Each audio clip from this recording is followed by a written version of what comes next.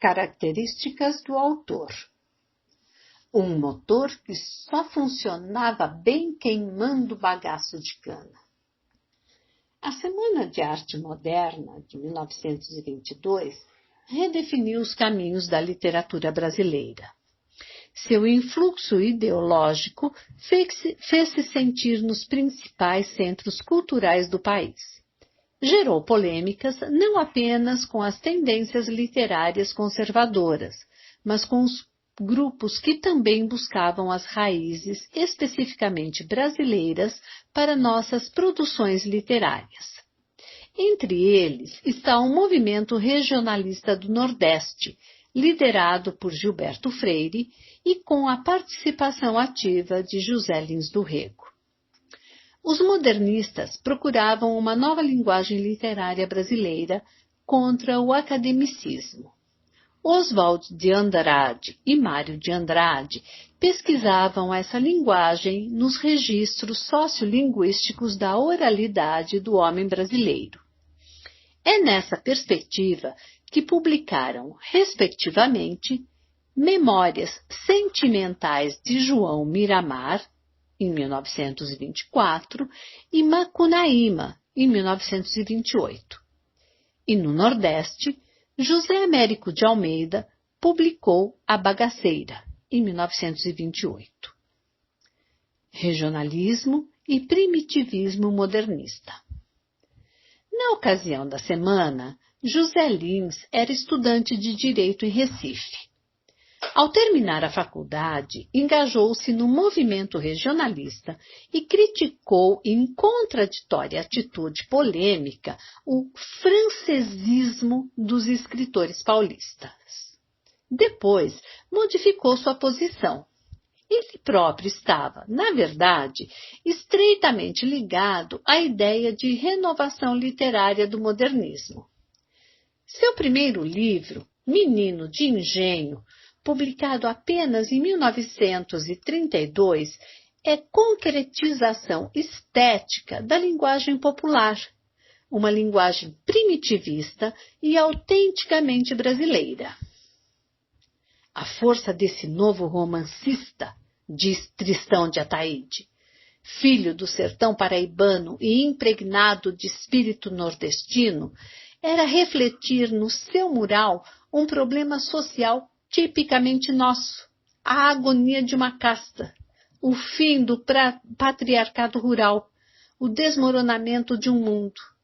Assim como Balzac estudara, nos seus romances, a formação da grande burguesia em França no início do século XIX e Proust a decadência da nobreza e dessa grande burguesia no fim do século, o nosso sertanejo do Pilar, filho desse patriarcado rústico, vinha refletir nos painéis do seu grande mural a morte dos banguês, a agonia dos engenhos, o domínio crescente das usinas, em suma, a desumanização da economia pela mecanização da lavoura, e com isso a ruína do patriarcado e a dispersão de um povo, descendente dos escravos de outrora e ainda não fixado no trabalho livre. Zé Lins, em Menino de Engenho.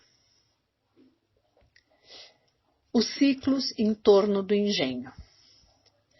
A obra romanesca de José Lins fixa a decadência da sociedade patriarcal, onde o herói, solitário, vê-se dividido entre o passado decadente e um futuro que não se afirma.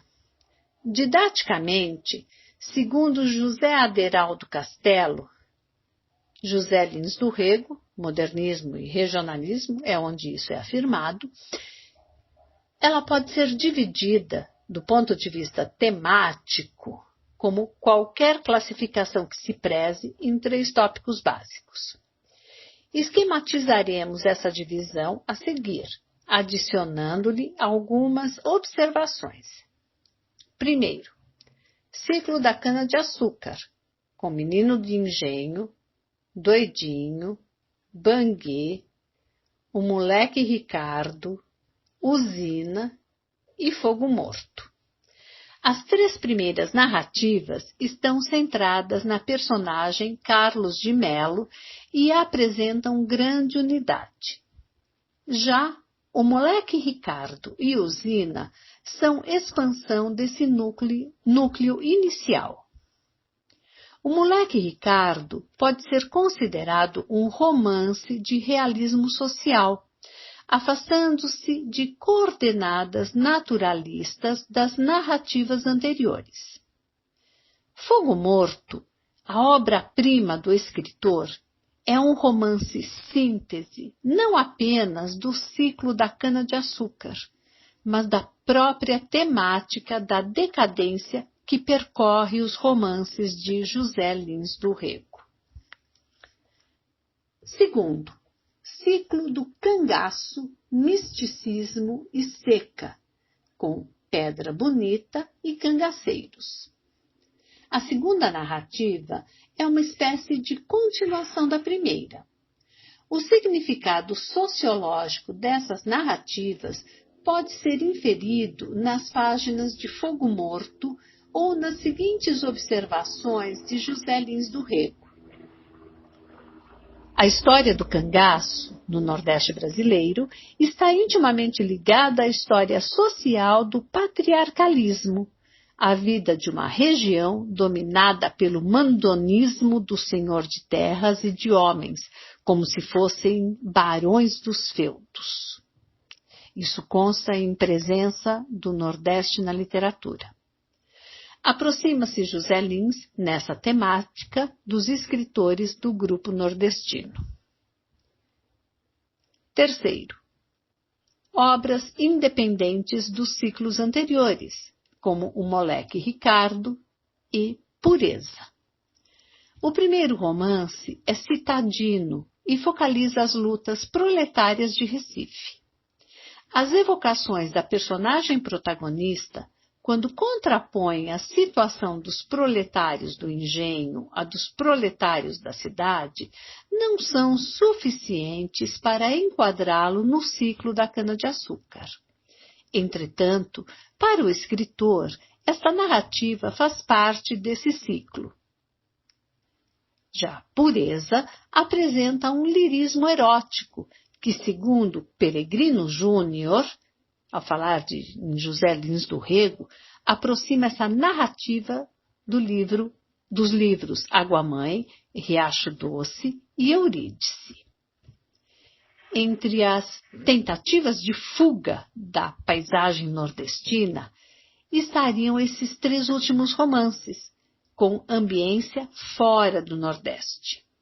Com Meus Verdes Anos, livro de memórias, retorna à paisagem nordestina. Em torno da engenharia do artista. Os romances que singularizam José Lins do Rego, justamente de realização artística superior, são os que ele próprio classificou no ciclo da cana-de-açúcar. É ali, caracterizando a situação histórico-social de sua região, que conseguirá fundir numa linguagem de forte e poética oralidade as recordações da infância e da adolescência com o registro intenso da vida nordestina colhida por dentro, através dos processos mentais de homens e mulheres que representam a gama étnica e social da região. São palavras de Alfredo Bose em História Concisa da Literatura Brasileira. Essa tendência ao registro menos trabalhado esteticamente da oralidade tem sido apontada como prejudicial à construção dos romances. Estes perderiam na forma o que ganham em naturalidade. Não há espontaneidade em seu trabalho. A naturalidade de seu texto é feita de trabalho artístico, às vezes bastante cansativo. Cada artista tem o seu processo de trabalho, tem a sua engenharia. É muito fácil dizer-se: o Zé Lins escreve como médium. Ele se senta à mesa. O João Condé lhe fornece os papéis e a inspiração baixa como numa sessão de espiritismo e as páginas se enchem automaticamente. Tudo isso é muito fácil de dizer, mas não de fazer. Eu é que sei quanto me custam as dores, as alegrias, os tormentos e os fracassos de meus personagens. Agora a forma. É verdade que não tenho problema da forma, mas isto porque a minha forma é muito simples. Meu futebol é de primeira. Eu não uso a bola para com a bola construir bailado. Eu a atiro ao primeiro golpe, e se não chego a realizar uma jogada com perfeição, não comprometo, por outro lado, a eficiência do meu time. Não cuido da forma, porque a minha forma é a coisa mais natural deste mundo. Ordem direta, oração principal com sujeito claro, pronomes colocados de ouvido e, sobretudo, adotando soluções que são soluções da língua do povo. Este foi um depoimento a Medeiros Lima em Políticas e Letras, em 1948. José Lins separa a criação da forma. Forma, para ele, é estilo e segue aquele utilizado no jornalismo, como os prosadores neorrealistas. Considera difícil a criação, isto é, a forma do conteúdo. Mas, na verdade, os dois aspectos estão indissolúveis na sua escrita. Ele só escreve quando já encontrou uma adequação estrutural para a sua história, e por isso a escrita parece fluir espontaneamente. O escritor e os anseios da coletividade. Com essa espontaneidade construída, José Lins procurou aproximar-se de um público mais abrangente. Sempre defendeu que o escritor não pode viver afastado do povo. Deve participar de sua vida e caminhar com ele, inclusive politicamente, como força de expressão da época em que vive e atua. O verdadeiro escritor será sempre produto de forças subterrâneas que constituem, por assim dizer, o alimento da criação. Pergunto, como poderá viver um escritor ou exprimir-se literariamente se ele não for uma consciência de seu tempo? E o escritor, para que possa dar o seu testemunho, tem que trazer no sangue os anseios da coletividade em que vive. Não posso compreender um escritor que não seja um elo dessa coletividade. Depoimento a Francisco de Assis Barbosa, no jornal Última Hora, de 1952. Autobiografia e ficção. Os aspectos autobiográficos da obra de José Lins do Rego têm sido enfatizados pela crítica.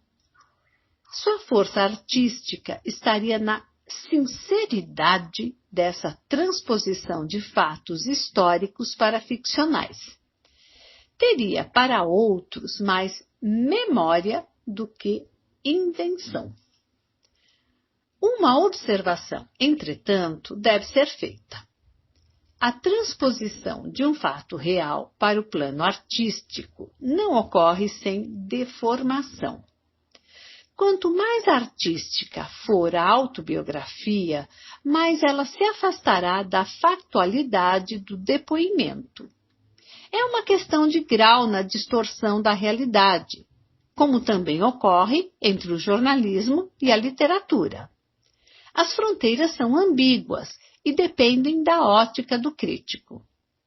Em José Lins do Rego, a memória torna-se artística porque bem construída, e o texto literário torna-se representativo de seu momento histórico também porque foi bem elaborado. Menos pela sinceridade do escritor e mais pela coerência de seu trabalho literário. Essa linguagem não estava propriamente no escritor. Ele as vivenciou e fixou na memória através da fala popular anônima ou não dos cantadores nordestinos. Ali, nas histórias da velha Totônia, nos casos familiares contados pelas criadas, estava o princípio. Bastaria, depois, estender esses procedimentos pela incorporação de esquemas narrativos mais elaborados, que encontrou na tradição cultural considerada culta. Não poderia afastar-se de suas raízes. Estava impregnado dos esquemas ideológicos dessa tradição popular. Poderia problematizá-los, buscar novos arranjos criativos para essa tradição. É o que vai ocorrer independentemente de sua consciência. Pretendia fazer a biografia do avô em Menino de Engenho e escreve uma narrativa ficcional. Encontra-se com o resultado e prossegue. Fogo Morto é o ponto culminante desse trabalho artístico, onde invenção e observação e memória da realidade disputam-se dialeticamente. Escritor popular, teve de ser mal educado. Seu lirismo foi mal comportado.